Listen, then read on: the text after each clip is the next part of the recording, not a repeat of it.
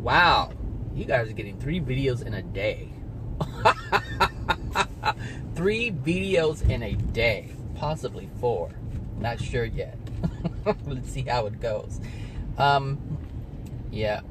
So, I uploaded one about love, uploaded one about truth, and now I'm doing one on surrender. And this is interesting because this, someone recently asked me about some things, and I said, well, you have to surrender. And so they weren't really sure what that meant. But about a week and a half ago, maybe 2 weeks ago, I attended a funeral. And it was the funeral of my friend's grandmother. And I mentioned her about, in a video, I'm not sure which one, I think one of the Understanding the Soul series videos, one of those. And I had mentioned her. Well, she finally passed. She finally went over to the other side. And while I was sitting there at the funeral, it's hot in here, 1 second. While I was sitting there, someone within their family, I don't know who it was because it was kind of dark, and but I know they were sitting in the first row, so that's how I know it was a family member.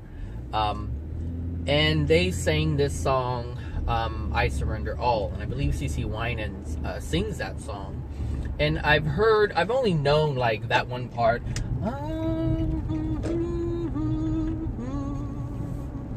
So I Surrender All, and that's basically the only part that I knew of that song. So I was hearing it being sung live, and obviously there was nothing else to do, so I was just sitting there. So I was actually listening to the words, right? And the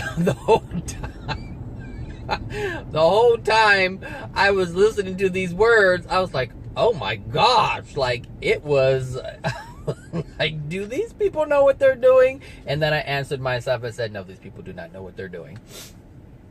So even though it was a beautiful service and the intention was a good one and all that, that song, I Surrender All, is a song that that is about the human being having zero power, none whatsoever. And it's as if they are giving up their free will, and they are giving up their, or they're not taking responsibility or having any type of accountability for the things that they are experiencing. So that's the nature of the song. It's like, I can't take anymore, God. For this song, it's Jesus. So they surrender all to Jesus. So they're saying, I can't take anymore. It's over. It's too overwhelming. And I just surrender it all to you. All of my problems I give to you so you can take them away. That's basically what the song is saying. And I thought, oh my gosh, do these people understand what they're doing? Like, because this is a belief system. This is a belief that these people have, that these Christians have, where they really believe that all they have to do is just say to themselves, oh, okay, I let it all go. Jesus is going to take care of it now. And it's a good feeling when you do that, when you surrender all like that. It's a wonderful feeling. Oh my gosh, it's amazing. Try it. Just try it.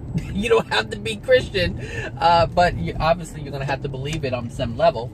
But if you try it, it's a really good feeling, just like, and let it all go. They're not there the problems aren't there anymore. The feelings of sadness aren't there anymore. The feelings of overwhelmment aren't there anymore. The feelings of anger aren't there anymore. The feelings of resentment aren't there anymore. You just, you let it go. And you don't feel it anymore. Bye-bye. It's all gone. Really, it's really that easy. Like, this is what happens if you're a Christian and you believe in Jesus in this way. You can do that. And the reason why I know that is because while I was sitting there and listening to the song, I thought I would try it.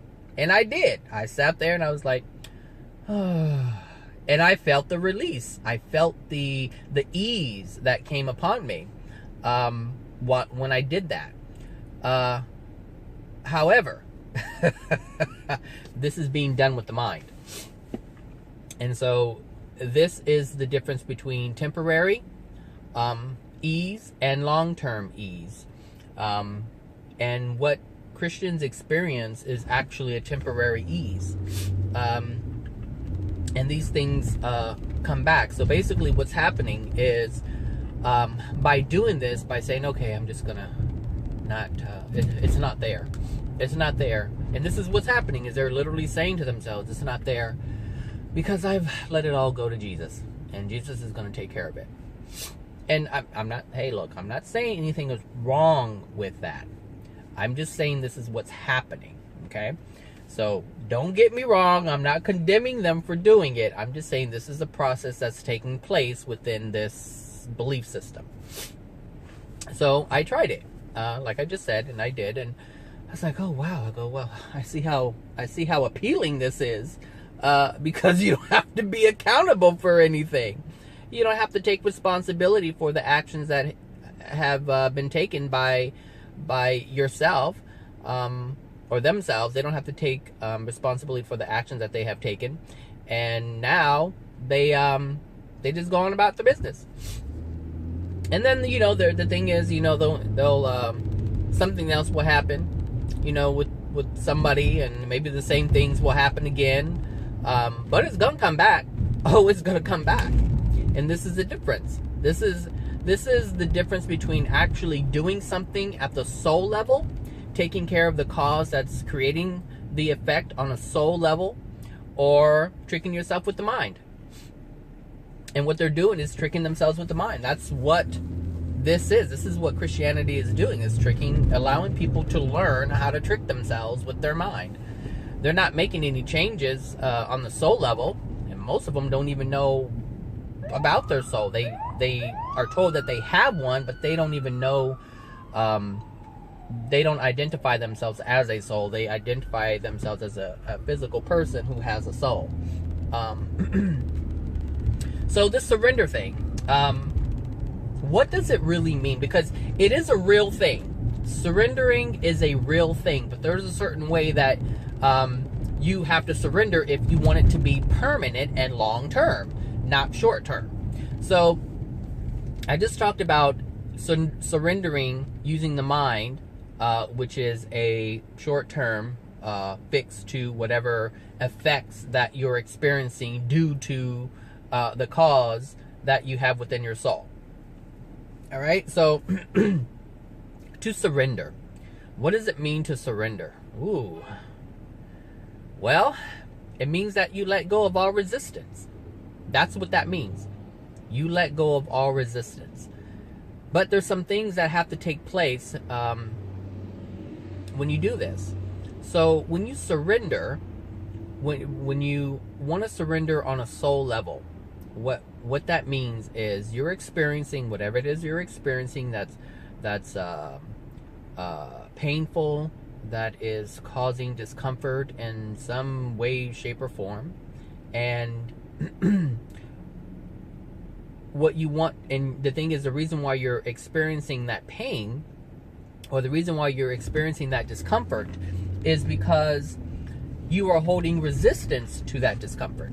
You're not allowing yourself to feel the pain. You're not allowing yourself to really feel the discomfort. So you're holding resistance to it, and this is where your anger comes from. This is where your frustration comes from, because it can't go anywhere. That anger, that frustration, that sadness, it can't go anywhere. So if you're resisting the pain that is there, you're going to become angry because it's still there, and you can't resist it because it's already locked in your soul. It's there, like the master lock is on it. It's not going anywhere, and the only way you can let it go is if you surrender to it.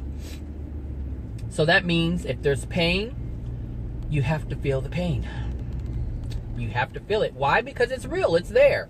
Something happened to you, and it hurt. So it's real. You have to experience that hurt. Whatever happened to you that you felt wasn't supposed to happen, it was painful. That experience that you had was real. And you are supposed to feel it because it happened to you. Because you, in your soul, you felt this was an unjust act that was done to you. And this is how you feel. This is how you truly feel. So instead of denying the feeling, which is basically denying the experience, this is why you're going to, oh no. This is why you're going to feel the pain, because you're denying it. So just accept that it's happening. Accept that whatever took place, took place. This is what I mean by surrender. Don't resist what happened. Acknowledge that it happened. Feel the pain from it happening. If you have to cry it out, if it's that intense, then you cry it out.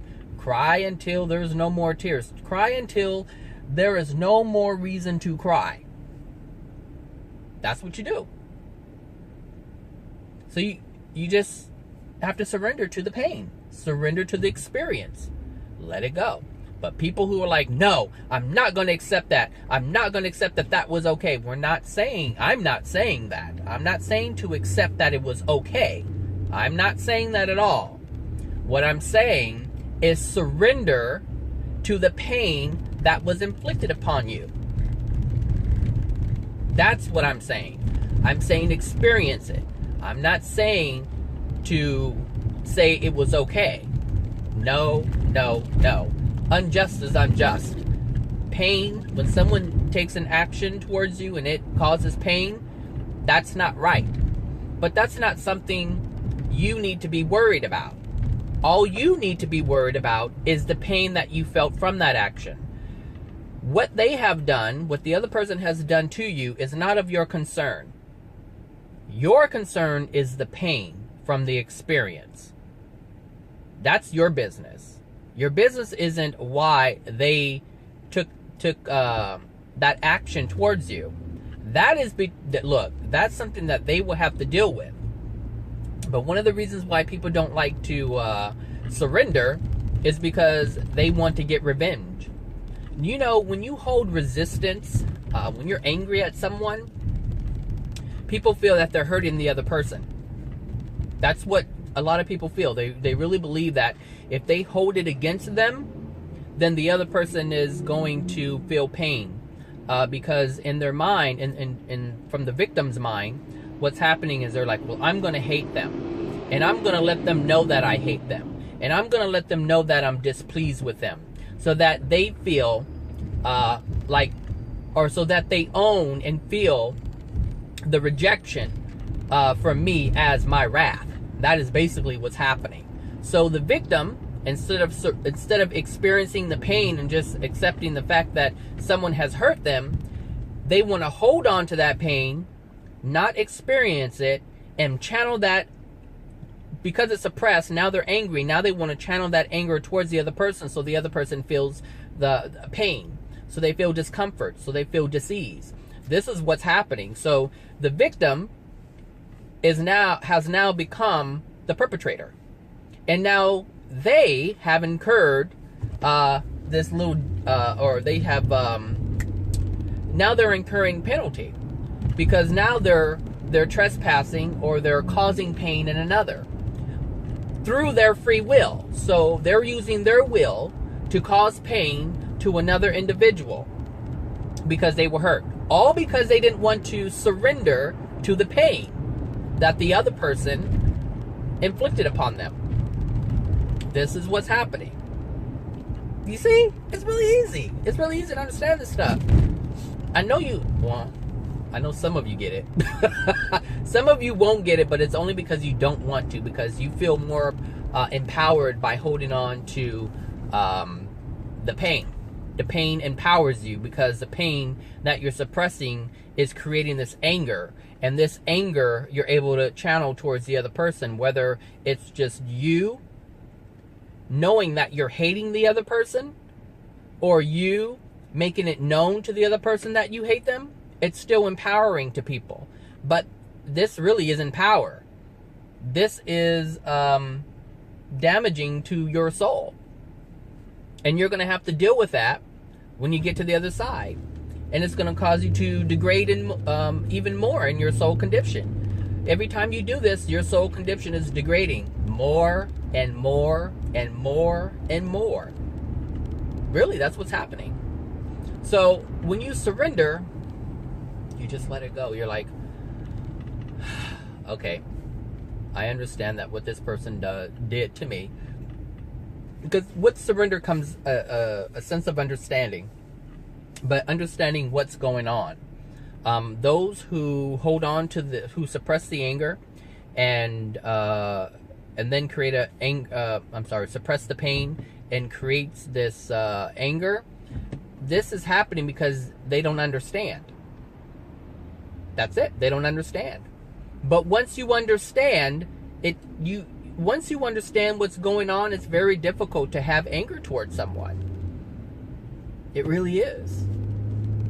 So, like I said, if they're wearing this as their armor in order to hate, because once you forgive, once you surrender to it, and that pain isn't there anymore, there's nothing to be angry about. Because you've already accepted the pain and you felt it, you've experienced it, you've cried it out, it's done. You can't be angry anymore. You see? So some people want to hang on to the pain so that they can maintain the anger, so that they can hurt other people or the other person that caused them the pain initially. But what's going to happen is that anger isn't just going to be directed towards that individual that caused them pain initially. It's going to seep out into other aspects of their lives. So if they're interacting with someone else who didn't do anything to them, there's a possibility that that anger could come out and they would lash out at them for no reason at all. No reason at all. However, well, I won't go into that. I don't want to go into that. Yeah, surrender. It's a beautiful thing. It's something that you should probably learn. Actually, you should learn how to do this. You don't have to, but it would be in your best interest if you don't want to feel pain anymore, if you don't want to feel anger anymore. But if you use that as a tool, or I should say as a weapon, then hey, have at it. I mean, it's your free will, it's your free choice to do so, but you will degrade in your soul condition. And when you life here as you know it in physical form is completely different on the other side of the veil. So I kind of talked about it before. Maybe it should be a different video, but I'll touch on it a little bit. So right now on this planet there are all types of people. All types of people. There are murderers who have almost zero love in their soul. They have so many emotional injuries, so much pain within their soul that they're suppressing. Now they're angry and they kill people. They murder. They harm them. They torture them. Same thing with animals.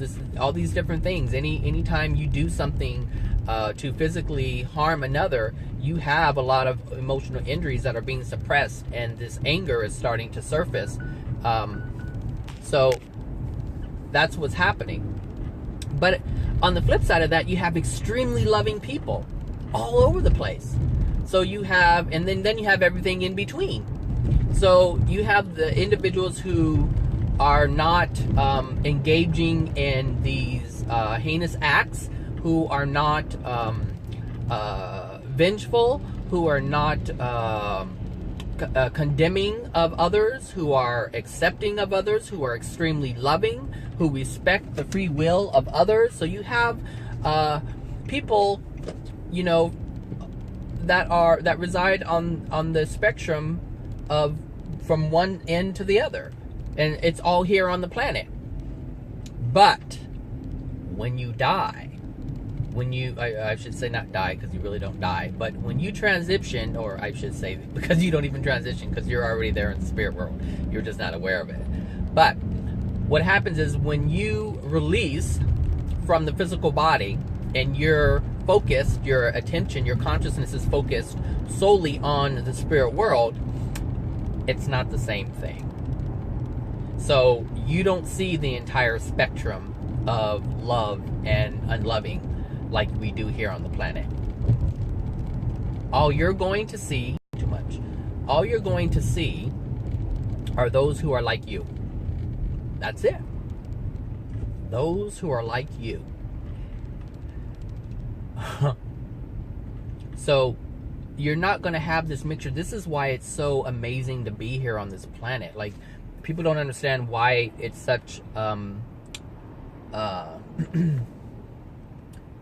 amazing place to be, because they don't, as a human being who knows nothing about their soul or the spirit world, they don't know that this is amazing. They don't know that. They're not aware of it. But most people are not aware of something.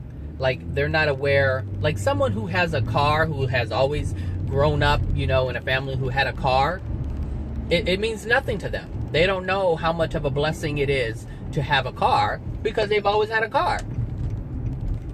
But for the person who has experienced not having a car, they know how much of a blessing it is to have a car. And it doesn't matter if it's rusted or not. Wheels are wheels when they're moving. Seriously, I kid you not. So this is how people feel about Earth. They take it for granted because they don't know how much of a blessing it really is. Trust me, it is a blessing. It's so amazing to be here with everyone. I mean, you at any given time, if you're at your lowest low, right? Like, you're feeling awful, and your life is crap, and you hate it, and you hate everybody in it. At any given time, you have the option to get online, type in Google, and type in something like, you know, therapy, or anger management, or www.ineedabuddy.com, because they actually have those. And so, like, you can pick up the phone and call a therapist. You can make an appointment to see a psychiatrist. You can do you can call a life coach. This is what you can do. It's right there for you. Everybody is here for you. Everybody. Whatever you want, you can call them up. You want to call someone who is extremely loving? Then you call someone who's extremely loving. If you want to talk to someone who is really down in the pits and you want to help them out, you can do that too. But you don't have that same option when you cross over. This is why this place is such an amazing place, because there's so much to learn, so much to gain here. Oh my gosh, if you people knew how much information is available to you right now, even by observing someone who was going through a very difficult time, you're able to learn just by looking at them go through whatever it is that they're going through. And if you see someone who has made it through a difficult time, you have the option to look at them and how they got out of their situation. All of this is available to you right now. Right now, it's all available to you. But once you go to the other side, or your consciousness is focused onto in the spirit world after you leave your physical body, that is not available anymore. You don't have a Yellow Pages. You don't have a Google. You can't do that. And you're going to wonder what the hell is going on, and why are these raggedy ass souls around me? Why are these dark people around me? See, the thing is, we as physical human beings, we don't see ourselves as negative. But we can point out when somebody's negative. Like, we can recognize it in other people, but we won't see ourselves as that. Well, that still remains on the other side of the veil. So you look at all these people who have degraded souls, and their spirit bodies are looking very, very awful. And you're looking and like, oh my gosh, what are these people? They're just disgusting. And look at their spirit bodies. Look how awful they look. Look. Look. gosh. You know, this is nonsense because it doesn't have to be that way. It doesn't have to be that way at all. And I think that all nonsense is funny because it's funny because it's a choice. And it doesn't have to be like that. You know, this stuff isn't thrusted upon you. All this stuff is by your choice. By your choice. So, you know, it's be mindful and surrender. Let it go. So I have a family member who is, oh my gosh, she is extremely stubborn. Like, you can't tell her anything. And I'm like, well, what can I do? I can't do anything. Like, I accept that. I surrender to that. I accept that. I cannot control anybody. I cannot convince anybody. I cannot thrust my will upon anybody. I understand that. So I don't have resistance to that. So I surrender to that fact. I surrender to that truth. That's what I have done. Because there used to be a time when I had to fix something. I had to fix it. I knew I was right and it had to be that way.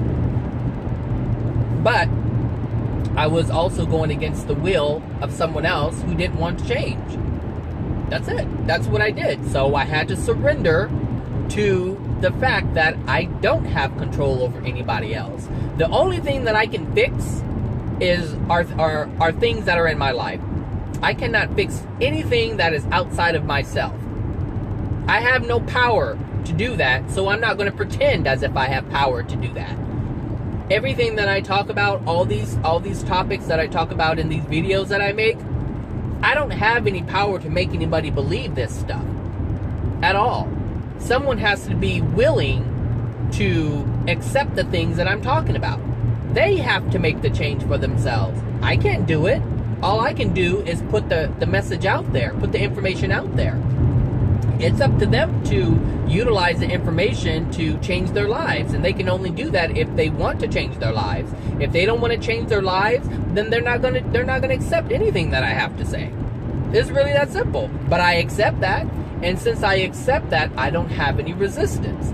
There's nothing in me that has to fix anybody. Nothing. I can go on about my business and continue putting out this information and recognize that everybody has free will, and they have the free will to ignore me. They have the free will to curse me out. They have the free will to damn me and send me to hell and do whatever they need to do. They have that right to do it. And I don't care. I care, but I can't be affected by it. I can't allow myself to be affected by that. So, in order for me not to be affected by that, I have to surrender to the fact that I don't have any control. And I also understand that they don't have any control over me. So whatever words that they have for me, like, you know, you're a son of a blah, blah, blah, and you're a blah, blah, blah, and you're nothing but Satan's helper, or whatever somebody would want to call me for putting out this information. I can't be fazed by it because I understand, I surrender that, hey, they have that right to do that. And I'm not trying to control their words. I'm not trying to control their thoughts. I'm not trying to do it. But what I do hope for them is that they will see the light at some point and understand that they're not hurting me. They're hurting themselves. They are hurting themselves. So they can say those things to other people and they can be hurt by it, but that's only because they allowed that energy to enter their soul.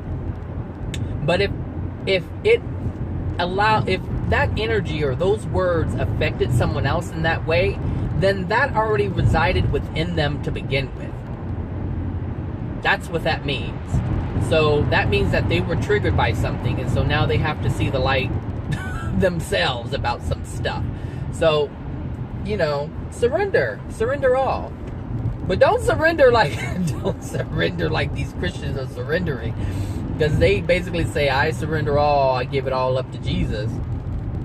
But they don't understand that all the things that they're trying to pass off to Jesus are things that they have incurred in their life based on the choices that they have made. Like, they are experiencing the consequences to their actions. They're experiencing the effect to the cause. Them being the cause. So, what dwells within them being the cause? They don't know that. They don't know it. So, they're doing it. They're doing it wrong. They're doing it wrong because they don't understand what is right. They really believe that what they're doing is right. They don't know it's wrong. They have no idea. Not all of them, but most of them don't. Or else they wouldn't be doing it. Seriously. If they knew what they were doing were wrong, they wouldn't be doing it. Because that's going to church every Sunday or going to Bible study several times a week, that's a lot of work. That's a lot of energy. So they are putting a great deal of energy into this practice. So trust me, it's not something that they just do one time and they're done. No, this is something that they're doing on a regular basis. So they're putting a lot of time and energy into this, thinking that they're doing something, when in actuality they're not doing anything but creating more and creating more of the same. I mean, you'll be having to give it up to Jesus. I don't know for the rest of your life. And after they pass, they'll continue giving it up to Jesus because they're not learning anything. They are not learning a thing. So, but if that's a belief that you have, you're not going to change it because it's your belief. But some of them will. Some of them, when they get to the other side, they'll get it. Well, they may not know what to do, but they'll understand that what they were doing was a complete waste of time. They'll believe that what they have been sold, and trust me, they have been sold because they, oh my gosh, they pay big money in these churches. Oh my gosh, man, that collection plate, that collection plate passes several times within the 2 hours that they're there. And if the pastor isn't happy with the amount that has been collected, hey, you guys will go into overtime and it'll be a late service. I kid you not. I remember seeing this and experiencing this as a kid. I remember sitting there in church, Mount Zion Baptist Church. I remember. Oh my gosh. Sitting there in church and the pastor, send the collection plate around, and whatever he was saying. And they would pass it around and they have the little secretary woman counting the money as he continues talking, giving the word. And if the amount wasn't what he wanted it to be or needed it to be, he'll send it back around. Come on, he'll say, the Lord, and he'll use the Lord and say that it's all kinds of things to convince people to pay. And ultimately, it's that God needs it. God. Jesus. I'm giving you the word. I'm giving you God's word. It has to be worth something, they say. And people put more into the collection plate. And usually people don't put, they put in there what they can afford. And sometimes people can't afford to put the money that they're expected to put into the basket. But they do it because they feel guilty. They're like, okay, I sat here and I got God's word, and I guess I didn't give enough for it, so I have to give more, or God is going to be angry. I have to pay my tithes, and this is what it is. This is what's going on in these churches. So believe me when I say they are paying for this. They're paying a high price for this misinformation. Oh my gosh, Bradley. Whatever. I mean, it's their choice. I'm not condemning them for it. I just think it's funny. It's very silly because it doesn't need to be done. The relationship with God does not need to be done in a church. And if you want to get to the sixth sphere, you don't even need to acknowledge God. You can just live in natural love. But the people who are going to church are trying or attempting to have a connection with God so that they end up with God when they die. But that's not how it works. You can't just pay money and pay your way into heaven, because that's literally what's happening. Is you think you're paying your way, or they think that they're paying their way into heaven. Well, God don't need money. God didn't create money. Man created money. Money was created due to control. God isn't about control. God is about freedom. And if you knew anything about Jesus, then you would know Jesus was talking about freedom. This is why the Jews had him killed. Because the Jews were all about tithing. They were all about gifts. It started out with gifts. And they would bring gifts. And Jesus wasn't about all that. He wasn't about, paying tithes or anything like that. So people who are Christians, they don't even know the story of Jesus. They just know what these churches have told them, and that's not what it was. Jesus was preaching freedom. He wasn't preaching anything about gold and jewels and all these different things and bringing gifts in order to get into heaven. No. But, hey, you buy the story you buy into, and that's okay. We have free will to buy into anything that we want. That is the right that we have as children of the Creator. Free will to... Hold on.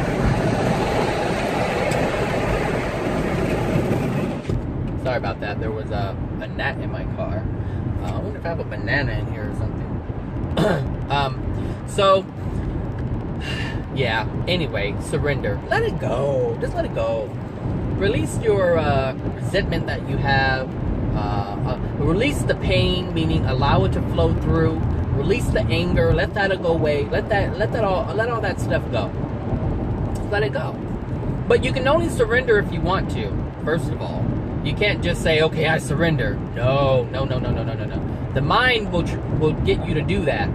The mind will say, okay, if I surrender, if I just, hey, let it go, like the Christians do, just let it go, okay, give it up to whatever, it's no big deal. Well, you can't say it's no big deal if you have pain from the incident, because of course it's a big deal. It was a big deal when it happened. That's why you have the pain. That's the big deal.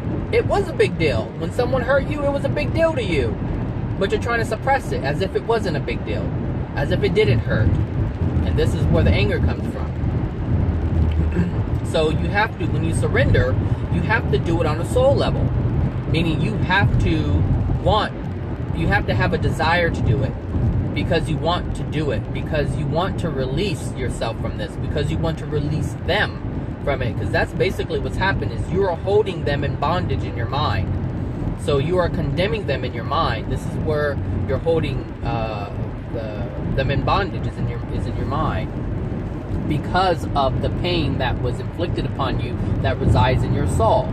And so now you're holding them there. You're saying, I hate this person is evil, this person is disgusting, this person is this person is that, this person is whatever it is that people hold against others who have done you wrong. Maybe it was a divorce, and you feel that you gave your all in a marriage, and your partner just cheated on you and disrespected you in that way. And now you think that they're the most miserable person because you feel you wasted years of your life on this person who never loved you. And so now you're holding them in bondage. You're hating their guts and you're wishing them ill will. See, all this stuff is going on because you're not surrendering to what happened. So in a situation like that, where let's just say a wife was betrayed, and the man went out and cheated on the wife, she has to accept the pain. Now that's very painful, but most people don't want to do that. Well, one, because their pride gets in the way. So the pride is like, I'm not gonna let them get the best of me. I'm not gonna let them see me cry. I'm gonna get them back. I'm gonna go to court. I'm gonna take him for everything that he has. Like, this is the vindictive. Look, I'm telling you, this is how it works. And if they don't get what they want, oh my gosh. Now they have even more anger and resentment towards them, because now they feel that there wasn't justice. And that's what they were looking for. And justice isn't a good thing. Justice isn't a good thing when you're trying to get it from someone else. Justice is an excuse to harm another. That's what that is. Because someone did something to them, now they want to do it back. Justice is another word that is used, or it's a word that is used in order to inflict pain upon another and it be excused. That's what that is. So the cheating that happened to the wife, that is an excuse. That's unjustified, right? There's no reason for that. But the justice for that action, which is basically the human being's way of balancing things out. Well, there's already, and they will have to interact with that. The law of compensation, the law of cause and effect, and the law of attraction will all deliver what they have dished out back to them. But most people are so angry, they want to be the God. They want to be the one to render the punishment, if that's what you want to call it. But it's really not a punishment. God's laws aren't punishment. And this is the difference. God's laws are designed to let people know what they have done so that they can stop doing whatever it is that they're doing that's causing pain to themselves and to others. But in the eye of the human being who is not God, so is not living in absolute love, who doesn't abide by all of this, and that is still in here, who does not abide by all the God's laws, God's loving laws, since they're not having love within themselves, they are going to want to inflict pain upon another one just for the satisfaction of inflicting pain. So this is important, because now what we're having is someone who is very angry, who wants to inflict pain upon the other person, but not realizing that when they experience the pain from the betrayal, they didn't like that. You see?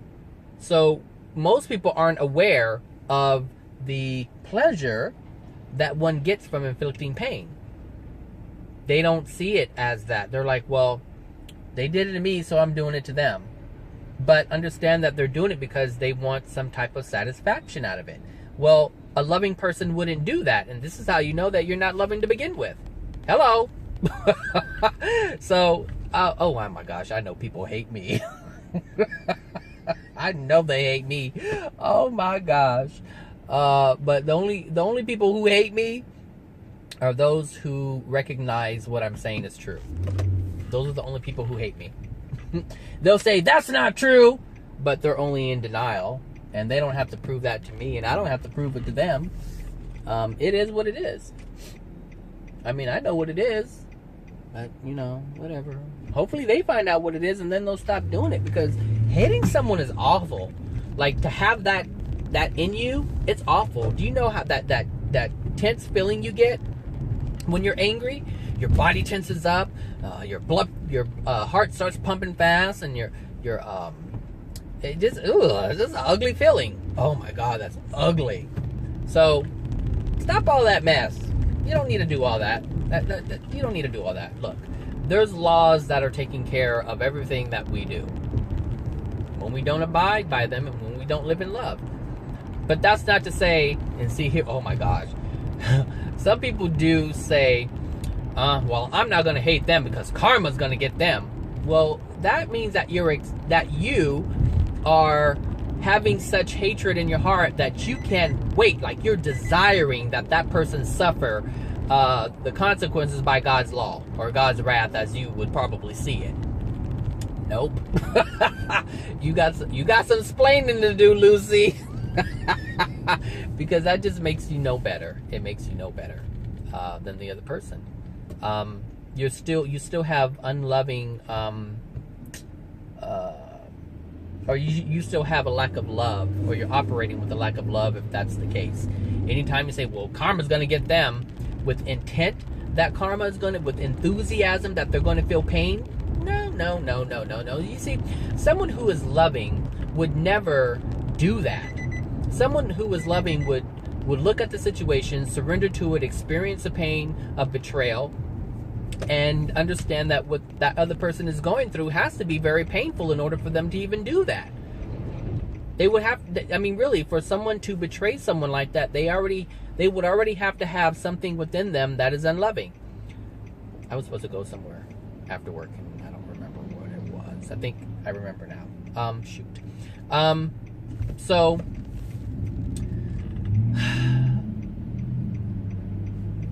yeah, they would have to have something within their soul already that's causing them to do something that would inflict pain upon their partner like that. Something would have to be there. So someone who is loving would understand that and find out what's going on with them. Really, if you really cared, if you guys are married and you really cared, you would try to find out what it is that's bothering them, that's causing them to do this, and then you would try to help them out. And if they didn't want to help you, will go about your way, and you would say, you know, it's really unfortunate that this person is going through that, and I wish them well. I hope they find out whatever it is that's creating this within themselves that's causing them to do that. That's what a person who is living in love would do. But they wouldn't be angry because of it. So, anyway, that's Surrender. 45 minutes. Hey, not bad, not bad. All right, so I will talk to you guys later, probably in the morning. And remember that you are loved. Bye now.